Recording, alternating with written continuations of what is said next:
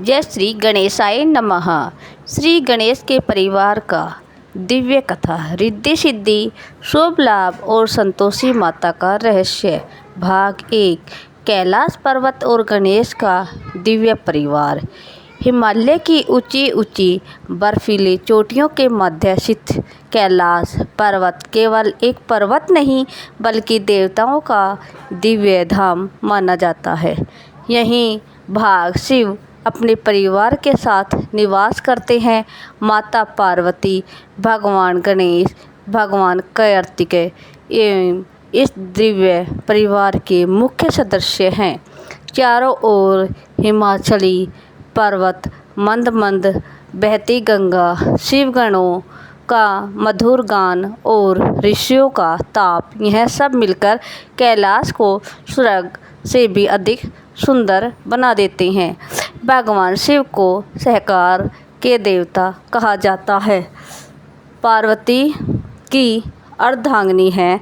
शिव कार्तिक, भगवान गणेश युद्ध की और वीरता के देवता हैं, जबकि भगवान गणेश बुद्धि, विवेक, ज्ञान और विद्याओं का नाश करने वाले प्रथम पूज्य देवता हैं। एक दिन गणेश पर अनेक देवता शिव के दर्शन के लिए आए। सबसे पहले उन्होंने भगवान गणेश की पूजा की। यह देखकर माता पार्वती मुस्कुराई और बोली, पुत्र, आज संपूर्ण देवता तुम्हारी पूजा सबसे पहले कर रहे हैं। गणेश जी ने निम्रता से उत्तर दिया, माँ, यह सब आपके और पिताश्री के आशीर्वाद का फल है। भगवान शिव बोले, गणेश केवल हमारे पुत्र नहीं बल्कि संपूर्ण संसार के मंगल कार्तिक हैं। जहाँ इसका स्मरण होता है वहाँ विधि दूर होती है। समय बीतता गया। गणेश जी का यश तीनों लोकों में फैलने लगा। देवता, ऋषि और मुनि प्रत्येक शुभ कार्य से पहले उनका पूजा करते और उधर ब्रह्मलोक में ब्रह्मा जी विचार कर रहे थे कि अब गणेश जी का विवाह होना चाहिए। उन्होंने अपनी दिव्य शक्ति से 2 अद्भुत कन्याओं की रचना की। पहली थी रिद्धि और जो थी सिद्धि, वो वैभव की देवी थी। दूसरी सिद्धि जो सफलता, ज्ञान, पूर्णता का स्वरूप थी। दोनों कन्याएं अत्यंत तेजस्विनी, विक्रमणा और गुणवान थी। ब्राह्मणी उन्हें देखकर कैलाश पहुँचे और शिव से बोले, महादेव, यदि आपकी आज्ञा हो तो मैं अपनी मानस पुत्री रिद्धि और सिद्धि का विवाह श्री गणेश के साथ करना चाहता हूँ। भगवान शिव मुस्कुराए और माता पार्वती की ओर देखा। माता पार्वती ने मुस्कुराकर होकर कहा, इसे श्रेय प्रस्ताव और क्या होगा।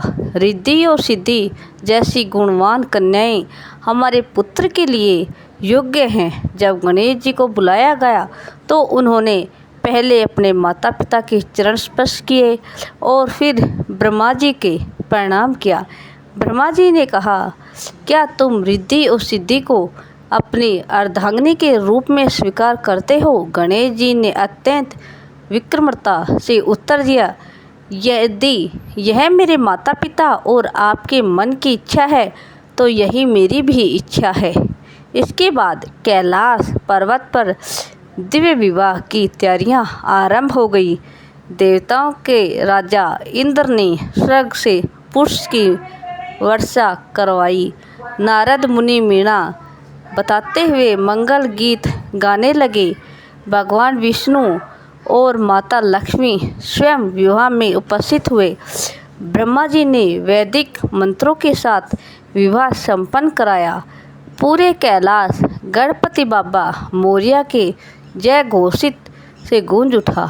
विवाह के बाद रिद्धि और सिद्धि ने पूरे प्रेम श्रद्धा से गणेश की सेवा की। जहाँ रिद्धि रहती थी वहाँ धन, समृद्धि और वैभव बढ़ता था। जहाँ सिद्धि रहती थी वहाँ ज्ञान, सफलता, विजय प्राप्त होती थी।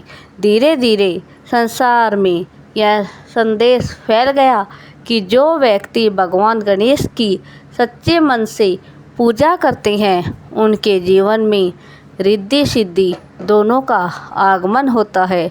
इसी कारण आज भी किसी की कार्य में सबसे पहले गणेश पूजन किया जाता है। भाग 1 समाप्त। जय श्री गणेशाय नमः।